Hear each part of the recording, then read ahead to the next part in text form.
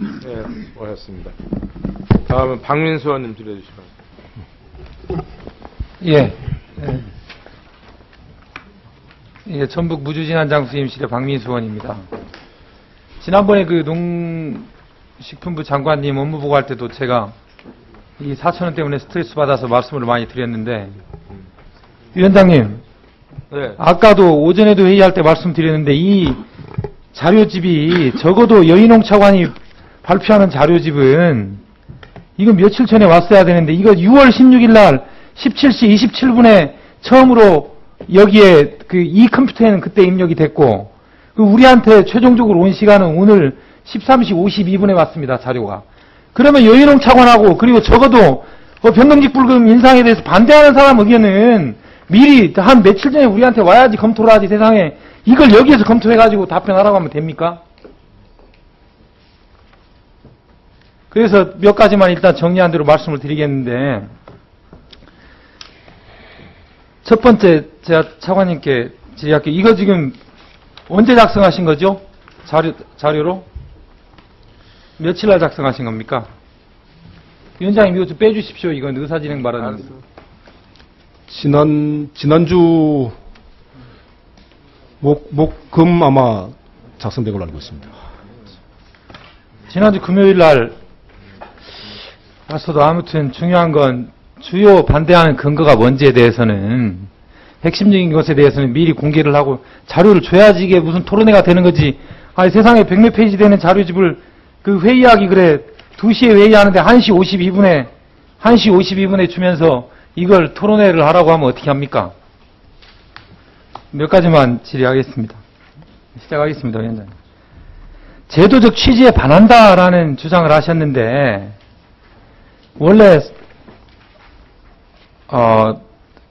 시장 개방에 대응해서 급격한 쌀값 하락 시에도 농가 수치 금액을 유지해주기 위해서 도입된 제도다라고 주장했는데 분명히 쌀 소득 등을 보전에 관한 법률 1조 목적에 보면 농업인 등의 소득 안정을 위한 쌀 소득 등의 보전을 위한 직접 지불제의 시행에 관한 사항을 규정하고 있다라고 되어 있고 4조에 보면 4조 1항에 보면 농업인 등의 소득 안정을 위해서 농업인 등에게 소득보조금을 지급하여야 된다라는 목적하고 취지 규정이 2개가 들어가 있는데 왜 법안에 하나도 들어가 있지 않은 걸 가지고 궁극적으로 목적은 농업인 등의 소득 안정이 가장 중요하다는 거죠. 물론 이 법안이 처음 만들었을 때는 FTA를 대비해서 만들었을 수도 있지만 일단 그렇게 첫 번째 질의를 드리고요.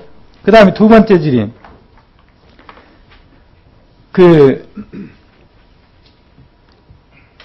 5년 전에 2008년 3월 달에 개정할 때는 수학기 평균 쌀값 변동 이외의 물가 등 다른 요소는 고려하지 않았다.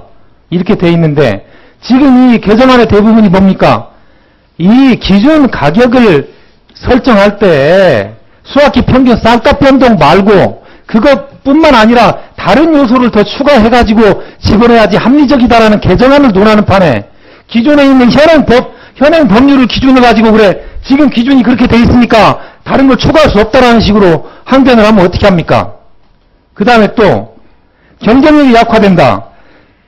경쟁 역할을 초래해서 쌀 산업의 지속 발전을 저해할 우려가 있다라고 얘기했는데 과연 농림부에서 그러면 지금까지 10년 내지 15년 동안 시장 쌀값이 1만 원 안쪽에서 왔다 갔다 하면서 계속 쌀 가격이 답보 상태에 이르렀는데 그때 과연 중장기 쌀값 안정 대책을 어떤 정책을 펴왔습니까? 그래서 그 정책들이 단 하나라도 적정한 시장 가격을 형성하기 위한 노력을 성과가 있었던 제도가 있었습니까? 그러면 그런 성과가 있는 체계적인 중장기 발전 계획이 없었으면 그런 계획이 없었기 때문에 단기적인 대책으로 고정직불금, 변동직불금 그걸 FTA 대비해서 그걸 만드는 거 아닙니까? 이거 말도 안 되는 거지. 그러면 중장기 쌀 산업 지속 발전을 저해할 우려가 있다고 주장을 한다면 중장기 쌀값 안정 대책이 있습니까? 그거 한번 말씀해 보세요. 아니면 현재 중장기 발전 계획이 어렵다면 단기적인 대책이라도 가지고 있는지 한번 말씀해 보세요. 그 다음에 목표 가격 인상은 생산 유발 효과가 있어서 쌀값을 오히려 하락시켜서 판매 소득이 감소하여 농가 경영 안정을 훼손할 우려가 있다. 과연 농가 경영 안정을 훼손할 정도로 농림부에서 중장기 단기적인 대책을 펴온 거 있으면 한번 얘기해 보세요. 이 지금 검토해야 되는 겁니다. 전부 다 이게. 1시 52분에 왔기 때문에 그렇습니다. 위원장님. 자료가. 다음. 지금 자료도 지난번에 그 장관 업무보고에도 있었지만 변동직 불금하고 고정직 불금 1년에 가장 많이 우리가 지출한 때 1조 3천억까지 지출했죠. 그랬죠? 예. 1조 2천억, 1조 3천억 예. 지출했죠. 작년에는 두 개 합해서 얼마 지출했습니까? 2013년, 아니, 2013년 기준으로 작년에 얼마 지출했습니까? 작년에는 변동은 자, 그거 가격 거치하지 않겠습니다. 지난번에 고정만 나갔습니다. 2,100원 나갔습니다. 그러죠. 예. 지난번에 분명히 장관 업무보고할 때 제가 그랬어요. 고정직 불금하고 변동직 불금이 있는데 1조 3천억까지 지출한 때도 있었다. 그런데 21만 원은 우리가 주장하고 있지만 20만 원 정도 하는데도 5,500억이나 6천억이면 커버할 수 있다. 아, 세상에 10년 내지 15년 동안 그래 만 원 단위로 그 안에서 묶여있는 쌀값을 현실적으로 한 2만 원이라도 올리겠다라고 여야 의원들이 합치해가지고 작년 분명히 정기국회 법안심의 때 그렇게 강조를 했는데 그래 4,000원에 딱 묶어가지고 지금 이 기준 가격을 내놓는 게 말이 됩니까? 단기적인 대책을 말씀하시고 그리고 중장기적인 쌀값 안정 대책을 한번 말씀해 보세요.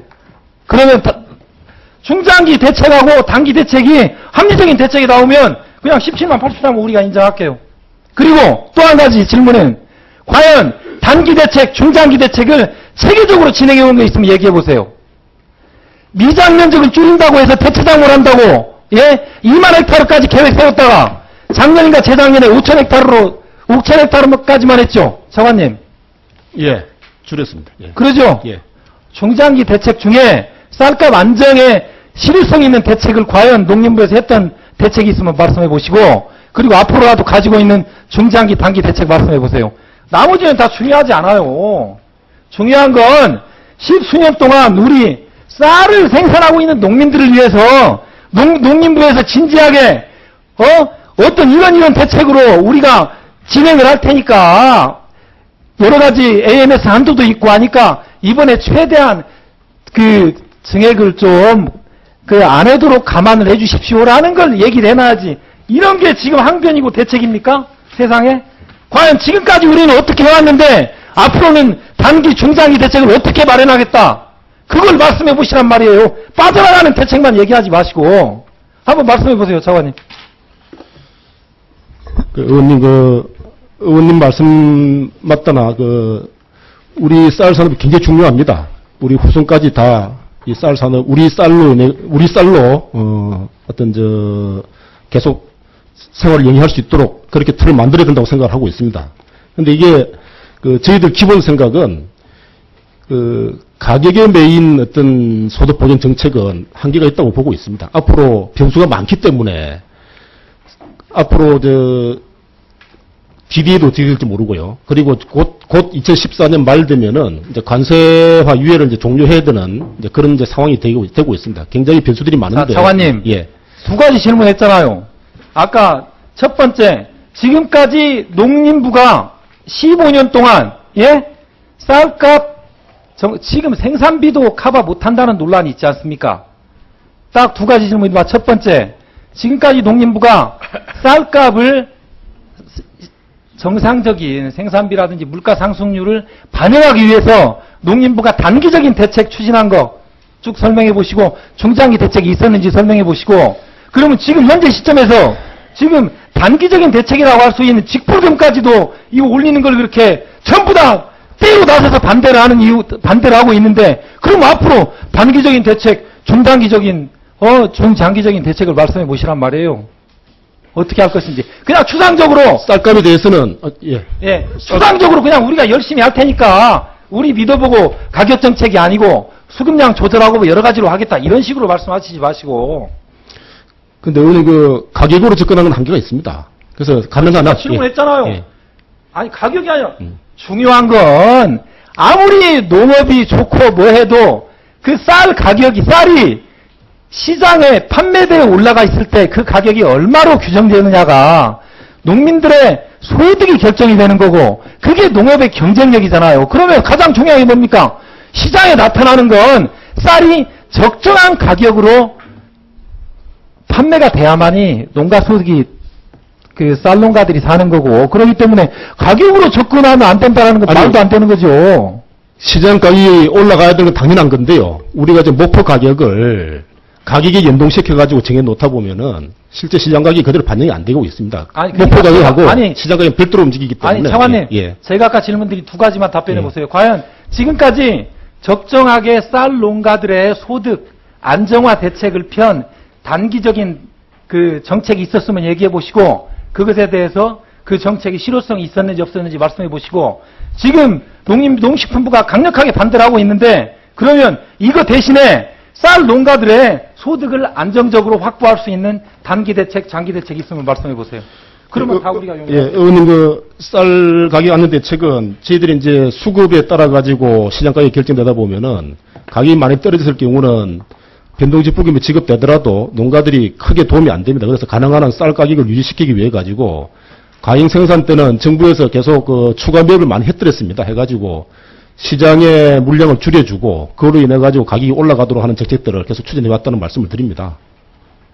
그리고 앞으로 가격 정책에 대해서 앞으로 쌀 정책에 대해서는 그 안정적인 산업이 되는 게 굉장히 중요하기 때문에 거기에 초점을 맞춰 가지고 제가 오전에도 말씀드렸습니다만은 관련 그 기관 단체 다 모여서 지금 대책을 좀 추진하고 만들고 있습니다. 만들어 가지고 그런 내용들이 기본적으로 쌀 산업이 지속 가능하고 농가들도 소득을 충분히 얻을 수 있는 방향으로 하여튼 안을 만들고 있다는 말씀을 좀 드립니다.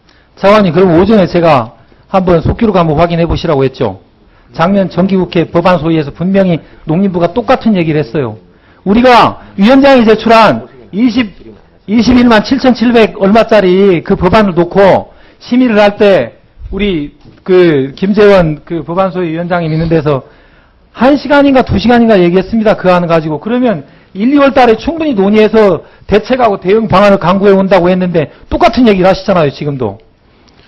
그러면 현재 우리가 6월 지금 다음 주에 법안 소위를 해야 되는데 지금 우리가 열심히 모여가지고 여러 가지 그 쌀 농가들에 대한 소득 안정 대책을 강구하겠습니다. 강구 중입니다라고 하는 건 설득력 없어요. 제가 볼 때는. 그래서 그 이후 대안을 내놔야죠. 예, 그 이후에 지금 우리 쌀 고정지불금도 좀 올리는 것으로 정부 내에서 좀 협의를 해서 우리 공약에도 반영을 시키고 최근 와서는 당기는 것까지 지금 협의를 하고 있다는 말씀을 드리고요. 아니 그 고정직불금을 10만 원 올리면 변동직불금 기준 가격이 1,666원인가 빠지잖아요. 그럼 오히려 계산상으로 그렇죠, 차관님? 그러죠? 10만 원 올리면 원래 지금 계산 체계는 지금 변동직불금 수여되는 데서 10만 원 올릴 때 1,666원인가 빠지잖아요, 계산상으로. 맞습니다. 그래 빠지죠. 그건 말씀하지 마시고 지금 우리가 요구하는 20만 원에서 21만 원까지 기존 가격을 올리는 게 지금 우리가 얘기하는 건 적어도 쌀 전업 농가들에게 단기적인 대책은 될 수 있다는 거죠. 이게 중장기적인 대책은 아니더라도 그러면 이 단기적인 대책의 효용성이 지금 있다고 우리는 보는데 그것을 대체할 만한 그 정책을 내놓으란 말이에요. 단기적인 대책을. 그냥 이렇게 추상적으로 비껴나가는 식으로 비판하지 마시고. 근데 우리가 이제 쌀 정책을 하다 보면은 이제 항상 그 부분들이 계속 연계가 됩니다. 그 다음에 또 이어지고 하기 때문에 단기적 대책이라 하더라도 실제로 영속성상에서 그걸 봐주셔야지 그 후에 끝나는 정책이 아니기 때문에 저희들은 그런 걸 걱정을 하고 있는 것입니다. 네, 보충 질의. 예, 보충 질의하겠습니다. 다음은 김선동 의원.